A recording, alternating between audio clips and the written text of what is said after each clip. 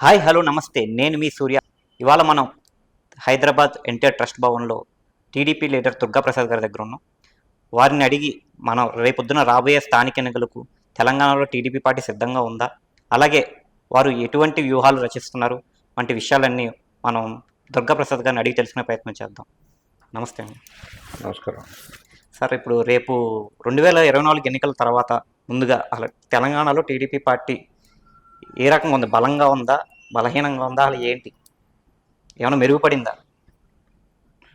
అందరికీ నమస్కారం అండి. తెలంగాణలో తెలుగుదేశం పార్టీ పునర్వైభవం రావటం కోసం అని చెప్పి మొన్న ఈ మధ్యనే నూతనంగా వచ్చినటువంటి సభ్యత్వాలు మొత్తం కూడా రాష్ట్ర వ్యాప్తంగా తెలంగాణ 36 జిల్లాల్లో కూడా సభ్యత్వాలు చేయించాం. గతంలో మాకు ఎమ్మెల్యేలు ఉన్నప్పుడు సభ్యత్వాలు ఏ విధంగా జరిగినాయి, ఇప్పుడు కూడా అదేవిధంగా 186,000 సభ్యత్వాలు జరిగినాయి. అంటే ప్రస్తుతం ఇప్పుడు బక్కిన నరసింహులు గారు పోలిట్ బ్యూరో సభ్యులు వారి నాయకత్వంలో పార్టీ నడుస్తూ ఉంది. వారు జాతీయ ప్రధాన కార్యదర్శిగా కూడా ఉన్నారు. వారే ప్రస్తుతం నడుపుతున్నారు. కమిటీ మొత్తం కూడా రద్దు చేయడం జరిగింది బిఫోర్ ఎన్నికల ముందు. మళ్ళీ రేపు మహానాడు కల్లా కూడా నూతన కమిటీని వేసుకుంటున్నాం. ఇప్పుడు ఆల్రెడీ మేము చేసినటువంటి సభ్యత్వాల కార్డులు కూడా వచ్చాయి. అవి గ్రామాల్లో డిస్పాచ్ అవుతున్నాయి. త్వరలో గ్రామ కమిటీలు, మండల కమిటీలు, నియోజకవర్గ స్థాయి కమిటీ, పార్లమెంట్ కమిటీ, రాష్ట్ర కమిటీ కూడా మహానాడు వర్క్ కంప్లీట్ చేసుకోదలుచుకున్నాం. దానికి కూడా ప్రణాళిక సిద్ధం చేస్తున్నారు. సార్, దుర్గాప్రసాద్ గారు, కార్యకర్తలకి చైతన్యం ఎలా తీసుకొచ్చే ప్రయత్నంలో, అంటే ఇది వరకున్న టీడీపీ పార్టీ పరిస్థితి వేరు, తెలంగాణలో ఇప్పుడు పరిస్థితి వేరు. అయితే ఈ నేపథ్యంలో కార్యకర్తల చైతన్యం తీసుకొచ్చే ప్రయత్నంలో మీకు ఎటువంటి సవాళ్ళు ఎదురవుతున్నాయి? డెఫినెట్గా అంటే మాకు ఇక్కడ కొంత లీడర్షిప్ కొరత ఉన్న మాట వాస్తవమే. దీంట్లో ఎదిగిన లీడర్లు అందరూ కూడా పక్క పార్టీల్లోకి వెళ్ళిపోయారు. ఉన్నవాళ్ళం ఇంకొక 10-20 మంది రాష్ట్ర లెవెల్లో ఉన్నాం. కానీ గ్రామీణ ప్రాంతంలో కానీ, మండల స్థాయిల్లో కానీ, జిల్లాల్లో కానీ పార్టీ క్యాడర్ ఇంకా ఉంది. తెలుగుదేశం అంటే ఒక అభిమానం, చంద్రబాబు నాయుడు గారి నాయకత్వం, తెలుగుదేశం పార్టీ డెవలప్మెంట్ యాక్టివిటీస్ ఇవి ఎప్పుడు కూడా ప్రజలకు అందుబాటులో ఉండాలి. మొదటి నుంచి కూడా పార్టీ ఒక క్రమశిక్షణ కలిగినటువంటి పార్టీ ఆ విధంగానే ఉంది. కార్యకర్తలు చాలామంది కింద స్థాయిలో ఉన్నారు. అంటే వాళ్ళు they are waiting for new generation. మేము కూడా ఇప్పుడున్న సీనియర్ లీడర్లు అందరం కూడా న్యూ జనరేషన్ తయారు చేయాలనే ఆలోచనతో ఈ మధ్య సభ్యత్వాలు ఇచ్చే దాంట్లో కానీ, లేకపోతే వాళ్ళని ప్రోత్సహించడం కానీ మొత్తం యువతని ఎక్కువగా ప్రోత్సహిస్తున్నాం. ఎందుకంటే ఈ పార్టీ పుట్టి ఇప్పటికి 43 ఇయర్స్ అయింది. మళ్ళీ ఇంకో 40 ఏళ్ళు తెలుగుదేశం పార్టీ ఉండాలంటే యువతరానికి ఛాన్స్ ఇవ్వాలనే ఉద్దేశంగానే యువతరాన్ని ఎక్కువగా ప్రోత్సహిస్తున్నాం. దానికి అనుగుణంగానే ఉంది. రెండోది ఏంటంటే చంద్రబాబు నాయుడు గారి యొక్క డెవలప్మెంట్ ఇప్పటికి కూడా తెలంగాణ ప్రాంతంలో ప్రజలు కోరుకునేది ఏంటంటే చంద్రబాబు నాయుడు గారి విజన్ కావాలని. చంద్రబాబు గారి నాయకత్వంలో తెలంగాణ ప్రాంతంలో తెలుగుదేశం పార్టీ నడుస్తూ ఉందంటే వారి విజన్ తోటి నడుస్తుంది డెఫినెట్గా. ఎందుకంటే ఇక్కడ ఉమ్మడి ఆంధ్రప్రదేశ్లో 2020 ప్రోగ్రాంలో సక్సెస్ అయినాం. ఈరోజు 2020 అనేది కళ్ళకు కట్టినట్టు యావత్ భారతదేశానికి, ప్రపంచానికి చూపించారు చంద్రబాబు నాయుడు గారు. 90స్లో 2020 విజన్ అంటే అందరూ కూడా చంద్రబాబు నాయుడు గారిని ఏళం చేసినటువంటి పరిస్థితి నుంచి ఇవాళ 2020 కళకు సహకారంతో ఏ రకంగా డెవలప్మెంట్ అయిందో ప్రజల ముందే ఉంది. అందుకని ఇప్పుడు ఈ మధ్యకాలంలో చంద్రబాబు నాయుడు గారు 2047 అంటున్నారు. అంటే విజనరీ, ఒక 20 ఇయర్స్కి ముందు ఆలోచించేటువంటి వ్యక్తి చంద్రబాబు నాయుడు గారు. డెవలప్మెంట్ భావితరాలకు పనికి రావడం కోసం చేయాలనేది ఆయన ఆలోచన ఆ విధంగానే ఉంది. అందుకనే తెలంగాణలో కూడా there is lot of source ఇంకా డెవలప్ చేయాల్సిన అవసరం తెలంగాణ ఉంది. తెలంగాణ యొక్క మౌలిక వసతులు కూడా చూసుకుంటే చాలా బాగున్నాయి. ఇక్కడ డెవలప్మెంట్ యాక్టివిటీస్ కానీ, లేకపోతే ఇక్కడ గ్రోత్ రేట్ కానీ అదంతా చూస్తే డెఫినెట్గా 2047కి తెలంగాణ కూడా అభివృద్ధి చెందాలనేది చంద్రబాబు నాయుడు గారి ఆకాంక్ష. అది తెలుగుదేశం పార్టీ ద్వారా జరగాలనేది మేము మళ్ళీ ప్రజల్లోకి తీసుకెళ్తున్నాం. ఇప్పుడు దుర్గాప్రసాద్ గారు, ఇప్పుడు మీరు చెప్తున్నట్టు బాబు గారు 2047 విజన్తో ముందుకెళ్తున్నారు. అయితే ఇప్పుడున్న పరిస్థితుల్లో, అంటే అక్కడ చాలా బిజీగా ఉంటున్నారు కాబట్టి ఆయన సీఎంగా, ఇప్పుడున్న పరిస్థితుల్లో తెలంగాణకి ఆయన సమయం కేటాయించగలరంటారా? చంద్రబాబు నాయుడు గారు సమయం ఇచ్చేది దేనికంటే మమ్మల్ని, అంటే గ్యాదరింగ్ అయిన తర్వాత మాకు కొన్ని సూచనలు చేయడానికే. కానీ ఇక్కడ ఓన్గా తెలంగాణలో ఏం కావాలి, ఇక్కడ ఏం పరిస్థితులు ఉన్నాయి, ప్రజల పక్షాన ఏ విధంగా పోరాటాలు చేయాలి, అవన్నీ కూడా మేమే తయారు చేస్తాం. వాటిని తయారు చేసిన తర్వాత ఈ రకంగా చేస్తున్నామని బాబు గారికి చెప్తాం. బాబు గారి దగ్గర నుంచి అడ్వైజెస్ తీసుకుంటాం. ఎట్లా చేస్తే బాగుంటుంది, ఇంకా ప్రజలకు చేరువవుతాం, ఈ ప్రభుత్వం మీద ఏ విధంగా ఎజిటేషన్ చేయాలి, అవన్నీ కూడా అడ్వైజ్ తీసుకుంటాం. అయితే వారు మాకు నెలకో 2 నెలలకో ఒకసారి మేము, అంటే ముఖ్య నాయకులతో టెలికాన్ఫరెన్స్లో మాట్లాడుతున్నారు. డెఫినెట్గా రాబోయే రోజులు ఇప్పుడు చాలా బిజీగా ఉన్నారు. నూతనంగా ఆడ కూడా గవర్నమెంట్ వచ్చింది. మొత్తం పోయిన 5 సంవత్సరాల్లో ఆర్థికంగా వ్యవస్థ అంతా దెబ్బతిన్నది. అక్కడ కొంచెం ఇప్పటి నుంచే గ్రోత్ రావాలి. అక్కడ కూడా చాలా ఇబ్బందులు ఉన్నాయి. సో వారు సమయం ఎక్కువ అక్కడ కేటాయిస్తున్నారు. మాకు రేపు మే తర్వాత నూతన బాడీ ఎన్నికైన తర్వాత ఖచ్చితంగా మాకు కూడా ఎవ్రీ ఒక నెలకు ఒకసారి 2 మంత్స్కి ఒకసారి మాతో కూర్చుంటారు. డెఫినెట్గా తెలంగాణ పార్టీ వ్యవహారాలని కూడా చంద్రబాబు నాయుడు గారు చూస్తారు. దుర్గాప్రసాద్ గారు, ఈ తెలంగాణ టీడీపీ పార్టీని బలోపేతం చేసిన నాయకులందరూ ఇప్పుడు కాంగ్రెస్లోని బీఆర్ఎస్లోకి వెళ్ళిపోయారు. వాడిని మళ్ళీ తీసుకొచ్చే ప్రయత్నాలు ఏమైనా చేస్తున్నారు? అంటే కొంతమంది భారత రాష్ట్ర సమితిలో ఉన్నోళ్ళు కానీ కాంగ్రెస్ పార్టీలో ఉన్నోళ్ళు కానీ ఎదురు చూస్తున్నారు. చంద్రబాబు నాయుడు గారు మళ్ళీ ఒకసారి ఇక్కడ యాక్టివిటీస్ కనుక స్టార్ట్ చేస్తే మళ్ళీ పార్టీ మాకు చాలామంది మేము ఆ మధ్య కూడా చెప్పాం, భారత రాష్ట్ర సమితి నుంచి చేరికలు త్వరలో ఉండబోతున్నాయి. అదేవిధంగా కాంగ్రెస్ పార్టీ నుంచి కూడా కొంతమంది రాబోతున్నారు. మాజీలంతా కూడా చాలామంది అడిగారు, ప్రజెంట్ ఉన్నోళ్ళు కూడా కొంతమంది అడిగారు. దీన్ని ఎట్టి పరిస్థితుల్లో తెలుగుదేశం పార్టీని రేపు మే నెల నుంచి బండెక్కించబోతున్నాం. డెఫినెట్గా దీన్ని పురోగతి తీసుకెళ్తాం తెలంగాణలో. రీసెంట్గా అండి మన మల్లారెడ్డి గారి మనవరాల పెళ్లికి ఆహ్వాన పత్రిక ఇస్తున్నప్పుడు తేగల కృష్ణారెడ్డి గారు నేను టీడీపీ పార్టీలో జాయిన్ అవ్వబోతున్నానని ఒక చిన్న స్టేట్మెంట్ ఇచ్చారు. డెఫినెట్గా ఇప్పుడు చాలామంది తీగల కృష్ణారెడ్డి గారు కాదు, మల్లారెడ్డి గారు వాళ్ళు ఎంత అంటే కొన్ని పత్రికల్లో వచ్చినాయి. కొంతమంది ఇంకా మాజీ ఎమ్మెల్యేలు వాళ్ళంతా కూడా అడుగుతున్నారు. వారికి సమయం ఇచ్చి మాట్లాడి తప్పనిసరిగా తెలుగుదేశం పార్టీ పేదవాళ్ల పార్టీ, బడుగు బలహీన వర్గాల వారి కోసం సేవ చేస్తానికి ప్లాట్ఫారం కావాలని ఎవరొచ్చినా ఆహ్వానిస్తాం. కానీ బేస్ ఆన్ వాళ్ళ యొక్క క్యారెక్టర్ని దాన్ని బట్టి తీసుకుంటారు. చంద్రబాబు నాయుడు గారు కూడా చాలా ఆశిస్తూసి తీసుకున్నారు. ఎందుకంటే గతంలో కూడా చూసాం, 2-3 వచ్చారు, పార్టీ నాయకత్వం చేపట్టారు, మళ్ళీ వెళ్ళిపోయారు. అట్లని కాకుండా పార్టీ నిర్మాణం ఫస్ట్ మే నాటి వరకు పూర్తి రాష్ట్ర స్థాయి నిర్మాణం చేసుకున్న తర్వాత ఆ తర్వాత కలిసి పనిచేయటానికి తెలంగాణ ప్రజల కొరకు వచ్చే వాళ్ళని ఎవరినైనా తీసుకుంటామండి. రేపు రాబోయే స్థానిక ఎన్నికలకి సిద్ధంగా ఉందండి తెలంగాణలో టీడీపీ పార్టీ? డెఫినెట్గా ఆల్రెడీ సంస్థాగత నిర్మాణం చేసుకున్న తర్వాత స్థానిక ఎన్నికలు ఎప్పుడు వచ్చినా సరే ఏ నియోజకవర్గాల్లో మాకు బలంగా ఉన్నాయో ఆడ గ్రామాలు కానీ ఎంపీటీసీ కానీ జెడ్పీటీసీ కానీ ఖచ్చితంగా పోటీ చేస్తానికి సిద్ధంగానే ఉన్నాం. అదే బాటలో నడుస్తున్నామండి. ఇప్పుడు ప్రచారానికి మన నారా లోకేష్ గారిని ఏమైనా తీసుకొచ్చే ఆలోచన ఏమైనా ఉందా? ప్రచారానికి తెలంగాణ ప్రాంతంలో తెలంగాణ ఇష్యూసే ప్రచారం అండి. ఇక్కడ ఎవ్వరు ప్రచారం చేయాల్సిన ఎందుకంటే ప్రజలు ఏదైతే ఎదుర్కొంటున్నారో సమస్యలు, ఆ సమస్యల్ని తెలంగాణ పార్టీగా మేమే ప్రజల్లోకి తీసుకెళ్తాం ఖచ్చితంగా. దీనికి ఎందుకంటే జనరల్ ఎలక్షన్స్ కాదు కదా, ఆ లీడర్ను ఈ లీడర్ను తీసుకురండి, లోకల్ బాడీస్ ఎన్నికలు కాబట్టి స్థానికంగా ఉన్న సమస్యలను హైలైట్ చేస్తూ రాష్ట్ర స్థాయిలో ఉన్న నాయకత్వం ఖచ్చితంగా మా వాళ్ళు ఏ నియోజకవర్గాల్లో పోటీ చేస్తున్నారో వాళ్ళందరికీ కూడా బలాన్ని ఇవ్వడానికి మేమంతా ప్రచారానికి వెళ్తాం. రీసెంట్గా దుర్గాప్రసాద్ గారు మన బీఆర్ఎస్ మహిళా నేత మన కవిత గారు చంద్రబాబు గారి గురించి నారా లోకేష్ గారి గురించి కొంచెం ప్రశంస ఇచ్చారు ఒక చిన్న పాడ్కాస్ట్ ఇంటర్వ్యూలో. ఆవిడ వ్యాఖ్యలను మీరు ఎలా చూస్తున్నారు? డెఫినెట్గా భారత రాష్ట్ర సమితి అవకాశవాద రాజకీయాలు ఎక్కువ చేస్తుంది. ఎప్పుడు చంద్రబాబు నాయుడు గారు అవసరం అక్కడ ప్రజానీకం వారి వెనకాల ఉన్నారంటే చంద్రబాబు నాయుడు గారిని కీర్తిస్తారు. మనం చూసాం floor of the house KT Rama Rao కూడా చంద్రబాబు నాయుడు గారిని పొగిడారు. కానీ మనం చంద్రబాబు నాయుడు గారు అరెస్ట్ అయినప్పుడు వారు ఏం మాటలు మాట్లాడారు కూడా చూసాం. ప్రజలంతా చూస్తున్నారు. ఇవన్నీ అవకాశవాద రాజకీయాలు చేస్తున్నారు. ఇది కరెక్ట్ కాదు. ఎప్పుడు ఒకే స్టాండ్ మీద చంద్రబాబు నాయుడు గారి మీద ఉన్నటువంటి డెవలప్మెంట్ యాక్టివిటీ గురించి చెప్పేటప్పుడు మీరు అదే స్టాండ్ మీద ఉండాలి. ఒకసారి ఒక తీరుగా మాట్లాడటానికి వీల్లేదు. జరిగిన సంఘటనలో చాలా వరకు తెలుగుదేశం పార్టీ కార్యకర్తలను కానీ తెలుగుదేశం పార్టీని కానీ చంద్రబాబు నాయుడు గారి అభిమానులు కానీ ఎన్టీ రామారావు గారి అభిమానులు కానీ మొత్తాన్ని బలహీనపరిచే విధంగా కేటీఆర్ మాట్లాడి ఆ రోజు చంద్రబాబు నాయుడు గారి అరెస్టు విషయంలో చాలా దుందుడుగా మాట్లాడు. అది వాళ్ళకి మొన్న ఎన్నికల్లో చాలా వాళ్ళు గ్రహించాలి. అది వాళ్ళకి ఎన్నికల్లో ఏం దెబ్బ తగిలింది అనేది వాళ్ళు గ్రహించాలి. ఎప్పుడు కూడా వాళ్ళు తాత్కాలికమైనటువంటి రాజకీయాలకు ప్రయారిటీ ఇస్తున్నారు భారత రాష్ట్ర సమితి. అది కరెక్ట్ కాదు. కవిత గారు మాటలు అలా ఉంటానండి. మరోవైపు మన కేసీఆర్ గారేమో ఏపీ తెలంగాణ ఉద్యమం తీసుకొచ్చేలా ఉన్నారు. అసలు ఎలా చూడాలి వీరిద్దరు ధోరణిని, తండ్రి కూతురు? డెఫినెట్గా అండి, భారత రాష్ట్ర సమితి టీఆర్ఎస్ తెలంగాణ రాష్ట్ర సమితి నుంచి ఎప్పుడైతే భారత రాష్ట్ర సమితిగా మారిందో తెలంగాణ వాదాన్ని వాళ్ళు పక్కకు పెట్టేసినట్టయిందండి. భారతదేశాన్ని ఉద్ధరిస్తామని చెప్పి భారత రాష్ట్ర సమితి పెట్టుకున్నారు. తెలంగాణ ఇష్యూస్ని అన్నీ కూడా ఇవాళ పక్కకు పెట్టేశారు. తెలంగాణ ఎప్పుడైతే అధికారం పోయిందో మళ్ళా తెలంగాణలో తెలంగాణ వాదాన్ని తీసుకోవాలని చెప్పి ఈ మధ్య కాలంలో కూడా కృష్ణా కానీ మన గోదావరి వాటర్ గురించి ఇష్టానుసారంగా మాట్లాడుతున్నారు. ఏదో చంద్రబాబు నాయుడు గారు దోపిడీ చేస్తున్నట్టు, మళ్ళీ ఏదో పోతున్నట్టు కొంతమంది వాళ్ళ మంత్రులు మాట్లాడటం, ఇవన్నీ మేము చెప్పాము వాళ్ళకి. ఇప్పుడు చంద్రబాబు నాయుడు గారు గోదావరి జలాలు వచ్చేసరికి వారు ఆల్రెడీ చెప్పారు. ఫ్లోర్ ఆఫ్ ది హౌస్ అక్కడ అసెంబ్లీ జరుగుతుంటే కూడా చెప్పారు, గోదావరి మీద ఎన్ని ఆయకట్టలు కట్టుకున్నా మాకు అభ్యంతరం లేదు అని అన్నారు.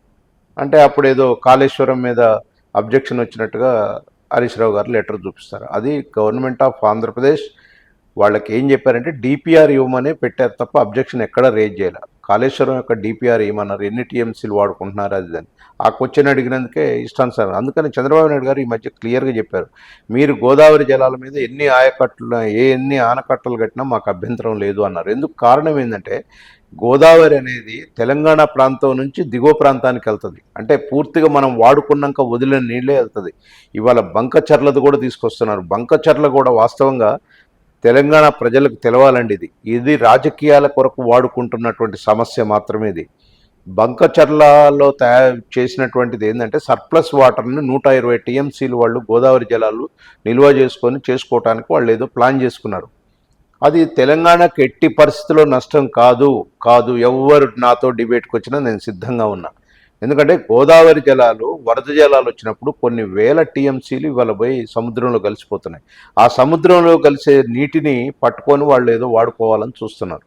దానికి అది రెండవది కృష్ణా వాటర్ అంటారు. కృష్ణా వాటర్ ఆల్రెడీ టీఆర్ఎస్ ప్రభుత్వం ఆ రోజు చంద్రశేఖరరావు గారు ముఖ్యమంత్రిగా ఉన్నప్పుడు ఎఫెక్స్ కౌన్సిల్ ముందు చంద్రబాబు నాయుడు గారు ఆ రోజు 14లో ముఖ్యమంత్రిగా ఉన్నప్పుడు తాత్కాలికంగా 299 టీఎంసీలు తెలంగాణకి, 512 టీఎంసీలు ఆంధ్రాకి అని చెప్పి ఇద్దరు సంతకాలు చేసుకున్నారు. అదే ఇప్పటి వరకు కూడా నడుస్తూ ఉంది. మధ్యలో ట్రిబ్యునల్స్ ఏర్పాటు చేసినా కూడా వాళ్ళు ఏం సరి అయినటువంటి ఇది చేయలేకపోయినారు. కాబట్టి తాత్కాలికమైనటువంటి నిర్ణయానికి కట్టుబడి ఉన్నారు. అదేవిధంగా నడుస్తుంది. కోర్స్ ఇవాళ వాటర్ కొరకు దేని కొరకు ఒక 2, 3, 4 టీఎంసీలు ఎక్కువ తీసిపోతే దాన్ని గోల చేసి పెద్ద రాజకీయంగా చేయటం ఇది కరెక్ట్ కాదు. ఎందుకు చెప్తున్నా అంటే చంద్రబాబు నాయుడు గారు ముఖ్యమంత్రిగా ఆంధ్రప్రదేశ్కు ఉన్నప్పుడు తాగునీటి కొరకు కావాలంటే ఇదే హరీష్ రావు గారు ఇరిగేషన్ మినిస్టర్గా ఉన్నప్పుడు 2 టీఎంసీలు నీళ్ళు ఇచ్చారు నాగార్జున సాగర్ నుంచి. రెసిఫోకల్ ఉండాలి కదా. జనరల్గా కృష్ణా వాటర్ ఏంటంటే మనకి తక్కువ వాటర్ వస్తుంది కాబట్టి ఉన్న వాటర్ని సరి చేసుకోవాలి, అటు ఆంధ్రాకి కానీ తెలంగాణ కానీ. రెండోది ఏంటంటే వీళ్ళు అసలు గొడవ చేయాల్సిన అవసరమే లేదు. కృష్ణా వాటర్ కూడా పైన మనమే ఉన్నాం. మనం వదిలిపెడితేనే కిందకి పోయేది కృష్ణా. గోదావరి వాటర్ కూడా పైన తెలంగాణనే ఉన్నాం, మనం వదిలిపెడితేనే పోయేది. కాబట్టి దీంట్లో మళ్ళొకసారి తెలంగాణ ప్రజానికం అర్థం చేసుకోవాల్సింది ఏంటంటే నీళ్ల రాజకీయం తీసుకొచ్చి ప్రాంతీయ విభేదాలు రెచ్చగొట్టి మళ్ళా భారత రాష్ట్ర సమితి లబ్ధి పొందాలని చూస్తుంది తప్ప దీంట్లో అలాంటి అరమరికలు లేవు. అయినా ఇవాళ 10 ఏళ్ల కాలం పూర్తయి 15 ఏళ్ళు నడుస్తుంది రాష్ట్రం విడిపోయిన తర్వాత. తెలంగాణ రాష్ట్ర ప్రజలు అభివృద్ధి డెవలప్మెంట్ కోరుకుంటున్నారు తప్ప ఈ ప్రాంతీయమైనటువంటి రాజకీయాలకు తావులేదు. అందులో తెలుగుదేశం పార్టీ మొదటి నుంచి చంద్రబాబు నాయుడు గారు చెప్తున్నారు, తెలుగు వాళ్ళు ప్రపంచంలో ఎక్కడున్నా తెలుగు వారంతా ఒకటే. ఆంధ్రప్రదేశ్ తెలంగాణకు వస్తే భౌగోళికంగా విడిపోయినాం, అన్నదమ్ముల్లాగా కలిసి ఉండాలి.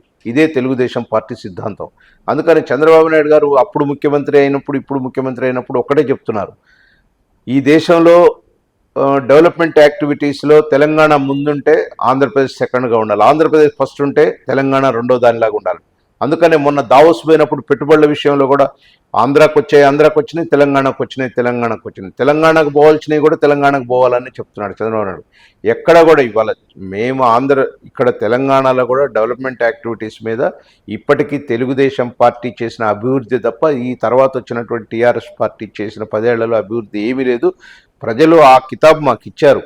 అఫ్కోర్స్ ఒక్కోసారి రాజకీయాల్లో ఓట్లు వేయొచ్చు వేయకపోవచ్చు, అది వేరు విషయం. కానీ మేము చేసిన అభివృద్ధి అయితే ఉంది కదా. కాబట్టి మేము ఇవాళ మళ్ళా తెలంగాణలో దెర్ ఈజ్ ఎ వ్యాక్యూమ్. ఎందుకంటే పొలిటికల్ వ్యాక్యూమ్ అనేది ఉంది. ఇవాళ తెలంగాణ ప్రాంతంలో రాజకీయంగా బీఆర్ఎస్ భారత రాష్ట్ర సమితి పూర్తిగా ప్రజల యొక్క విధానాలను పక్కకు పెట్టి వాళ్ళ సొంత విధానాలతోటే పోతున్నారు. ఇప్పుడు వాళ్ళు కేసులతో సతమతం అవుతున్నారు. ఇప్పుడున్నటువంటి కాంగ్రెస్ పార్టీ ప్రభుత్వం వాళ్ళ మీద కేసులు ఎక్కడ పెడుతుందో అని చెప్పి ఇంటర్నల్గా ఈ వాదాలను ఇవన్నీ తీసుకొస్తుంది. నేను అడుగుతున్న వాళ్ళు ప్రధాన ప్రతిపక్షంగా ఇంతవరకు కేసీఆర్ గారు ప్రధాన ప్రతిపక్ష నేతగా ఒక్కనాడు కూడా అసెంబ్లీకి వచ్చి ప్రజా సమస్యలు మాట్లాడలేదు. ఇంకెందుకు మీకు ఈ పార్టీ? అందుకనే భారత రాష్ట్ర సమితిలో కూడా కొంత నిర్వీర్యం ఉంది, నిర్వివాదం ఉంది, దేర్ ఈజ్ ఎ వ్యాక్యూమ్ ఉంది.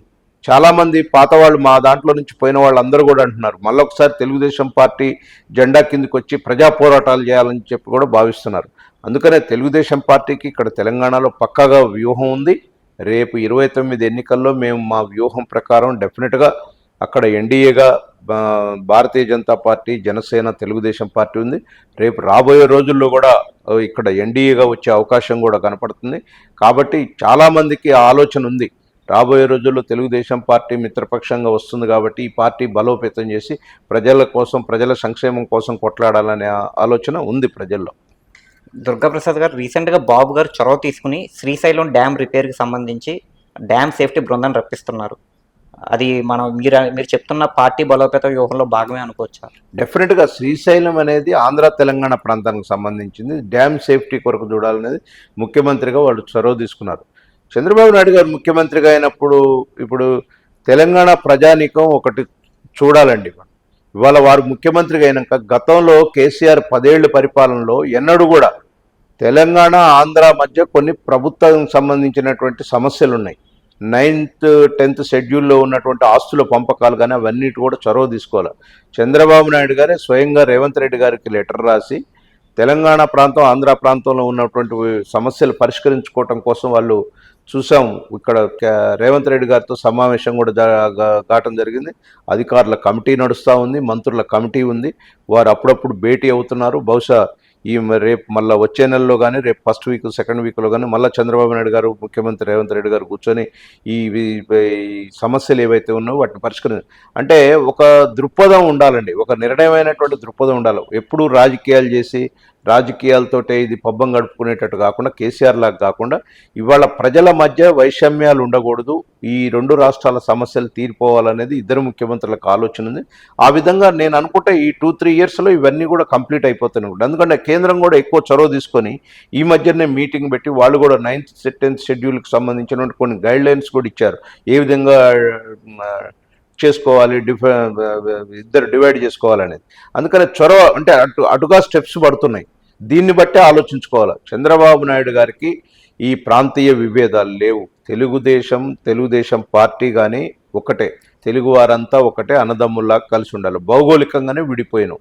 ఏ రాష్ట్ర సంపద ఆ రాష్ట్రానికే ఉంటుంది.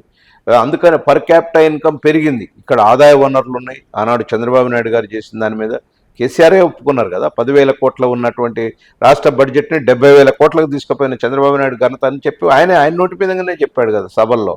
కాబట్టి ఇవాళ చంద్రబాబు నాయుడు గారు విజనరీని ఎవరైనా సరే ఆహ్వానించాల్సిందే. అట్లాంటి డెవలప్మెంట్ ఆంధ్రప్రదేశ్లో ఎట్లుందో తెలంగాణలో కూడా ఉండాలనేది కోరుకుంటున్నారు వారు. 2047కి తెలంగాణ కూడా ఏ విధంగా డెవలప్ అవుతుందో కూడా మాకు ఒక దిక్సూచి ఇస్తున్నాడు. రేపు మేము ప్రచారంలోకి తీసుకుపోతున్నాం, తెలంగాణని ఏ విధంగా డెవలప్ చేయబోతాం తెలుగుదేశం పార్టీ అని. అది కూడా మా ప్రణాళికలో ఉందండి. గత ఎన్నికల్లో ఆంధ్ర రాష్ట్రంలో కూటమి కట్టి టీడీపీ పార్టీ విజయం సాధించడం జరిగింది. రేపు తెలంగాణలో రాబోయే ఎన్నికల్లో కూడా కూటమి కట్టే అవకాశం ఏమైనా ఉంది? ఏదైనా డెఫినెట్గా టూ ఎర్లీ టు సే, కానీ ప్రజలంతా కోరుకుంటున్నారండి. తెలంగాణ ప్రజలు కూడా ఇప్పుడు ఇవాళ ఆంధ్ర ప్రాంతంలో ఎన్డీఏ ప్రభుత్వంగా, నేషనల్ డెమోక్రటిక్ ప్రభుత్వంగా ఇవాళ BJP, Bharatiya Janata party, Telugu Desam party, Janasena ఏ విధంగా అయితే ముందుకు దూసుకొని పోతుందో అభివృద్ధిలో, తెలంగాణలో కూడా ఆ విధంగా అభివృద్ధి జరగాలని ప్రజలైతే ఆకాంక్షిస్తున్నారు. చూస్తాం ప్రజల కోరిక మీదకి. ప్రజలు కనుక మీరంతా కలిసి పోటీ చేయాలంటే 100% కలిసి పోటీ చేస్తాం. ఎందుకంటే భారతీయ జనతా పార్టీ ప్రజల యొక్క చూస్తారు అభిప్రాయం, తెలుగుదేశం పార్టీగా చూస్తాం, జనసేనగా చూస్తాం. మేము రేపు తెలంగాణ ప్రజలు కనుక మమ్మల్ని కలిసి పోటీ చేసి పొమ్మంటే, ఈ రాష్ట్రానికి డెవలప్మెంట్ యాక్టివిటీ కావాలంటే, కేంద్ర ప్రభుత్వ సహకారం ఉండాలంటే ఖచ్చితంగా చేయాలి. కాబట్టి రాబోయే రోజుల్లో చేయొచ్చు. నెక్స్ట్ అండి, ఇప్పుడు ఎంత కాదనుకున్నా ఇప్పుడు తెలంగాణ సీఎం రేవంత్ రెడ్డి గారు గతంలో టీడీపీ పార్టీ మనిషి. ఆయన రేపు భవిష్యత్తులో ఆయన ఏమైనా టీడీపీ పార్టీలో ఆహ్వానించే అవకాశం ఏమన్నా? అట్లా లేదండి. ఆయన ఇప్పుడు తెలుగుదేశం పార్టీ నుంచి కాంగ్రెస్లో పోయినారు. కాంగ్రెస్ పిసిసి ప్రెసిడెంట్ అయ్యి అక్కడ కాంగ్రెస్ పార్టీ వారికి ముఖ్యమంత్రిగా ఇచ్చింది.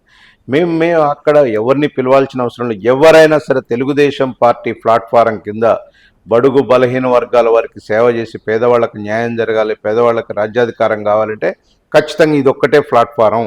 ఎందుకంటే తెలుగుదేశం పార్టీ అనేది తెలంగాణలో పేదవాళ్ళ కొరకు, ముఖ్యంగా బీసీలకు, బడుగు వర్గాల కొరకు చేసింది. ఎందుకంటే ఇది మేము చెప్పాల్సిన అవసరం లేదు. 2 రాష్ట్రాల ప్రజలకు కాదు, దేశ ప్రజలకు కూడా తెలుసు.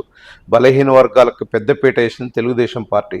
అదే తెలుగుదేశం పార్టీ ఇవాళ ఖచ్చితంగా కూడా బడుగు బలహీన వర్గాల వారి కోసం, ఎస్సీ ఎస్టీ మైనార్టీల కోసం పెద్దపీట వేస్తున్నాం. ఎస్సీ వర్గీకరణలో ముందడుగు వేసిందే తెలుగుదేశం పార్టీ. ఎస్సీ వర్గీకరణ ఆ రోజు 99, 96, 99లో ప్రభుత్వంలో ఉన్నప్పుడు ఆచరణలో పెట్టి రాష్ట్ర ప్రభుత్వం 3 years దాన్ని పాటించింది. ఆ తర్వాత కోర్టు ద్వారా అది ఆగిపోయింది. ఇవాళ కోర్టు కూడా క్లియర్గా మేం చేసిందే కరెక్ట్ అన్న, చంద్రబాబు నాయుడు గారి నిర్ణయమే కరెక్ట్ అని ఇవాళ ధర్మాసనం కూడా ఒప్పుకోవడం జరిగింది. అదేవిధంగా అన్ని రాష్ట్ర ప్రభుత్వాలు కూడా ఇవాళ ఆ రకంగా తీర్మానం కూడా చేస్తున్నాయి. సంతోషం మాకు. ఇలా మాదిగ రిజర్వేషన్ ఎంఆర్పిఎస్ ద్వారా వచ్చినటువంటి ఉద్యమం ద్వారా వచ్చినటువంటి ఈ రిజర్వేషన్ని మేము ఆనాడు తెలుగుదేశం పార్టీగా ప్రభుత్వంలో ఉండి కూడా అమలు చేశాం. ఈనాడు కూడా చంద్రబాబు నాయుడు గారు నిన్న అక్కడ అసెంబ్లీలో కూడా అయిపోయింది, తీర్మానం అయిపోయింది. వారికి కృష్ణమాదిగ గారు కూడా నిన్న పోయి కలిసి వచ్చారు.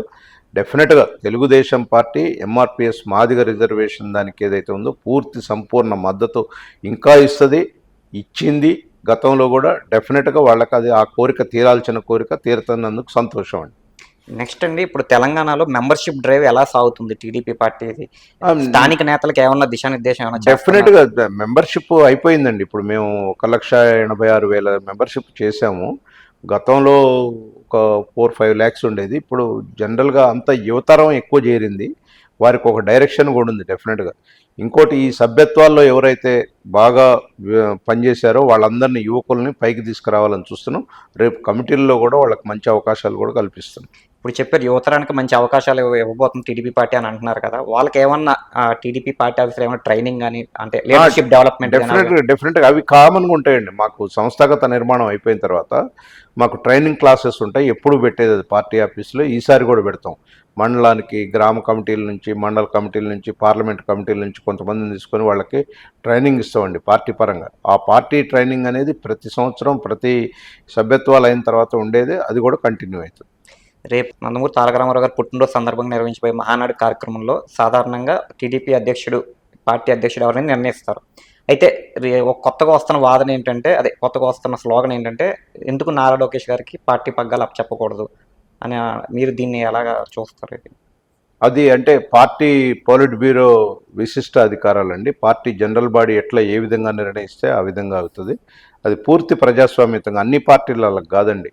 తెలుగుదేశం పార్టీ ఒక డిసిప్లిన్గా, అంటే మాకు సంస్థాగత నిర్మాణం మండల స్థాయి నుంచి చేసుకుంటూ వచ్చి పార్లమెంటు స్థాయికి అయిపోయిన తర్వాత రాష్ట్ర స్థాయిలో కూడా కమిటీలు అయిపోయిన తర్వాత, ఈ రాష్ట్ర కమిటీలు అయిపోయిన తర్వాత ఈ జిల్లా కమిటీలు, రాష్ట్ర కమిటీ అన్నీ కలిపి నేషనల్ ప్రెసిడెంట్ ఎన్నుకుంటారు. అదే ప్రాసెస్లో నడుస్తుంది తప్ప ఇప్పుడే చంద్రబాబు నాయుడు గారు, లోకేష్ బాబు అని మనం చెప్పలేము. ఎందుకంటే చంద్రబాబు నాయుడు గారు నేషనల్ ప్రెసిడెంట్గా ఉన్నారు, వారే కొనసాగుతారు. I think. Okay, thank you sir. Thanks for giving. తెలంగాణలో టీడీపీ పార్టీ పరిస్థితి ఎలా ఉంది? గ్రామ స్థాయిలో క్యాడర్ ఎన్రోల్మెంట్ ఎలా జరుగుతుంది? అలాగే గతంలో తెలంగాణ టీడీపీలో ఉన్న కొందరు ముఖ్య నేతలు తిరిగి పార్టీలోకి రావడానికి ప్రయత్నాలు ఎలా జరుగుతున్నాయి? ఏపీలో కూటమి విజయం సాధించినట్టే ఇక్కడ కూటమి ఏర్పడి విజయం సాధించే దిశగా తెలంగాణ టీడీపీ ముందుకు వెళ్తుందని Telangana TDP official spokes person Durga Prasad గారు చెప్తున్నారు. ఇదండి ఇవాళ ఫేస్ టు ఫేస్ ఇంటర్వ్యూ. మరిన్ని ఇంటర్వ్యూస్ కోసం ప్లీజ్ సబ్స్క్రైబ్ PM7 Politics.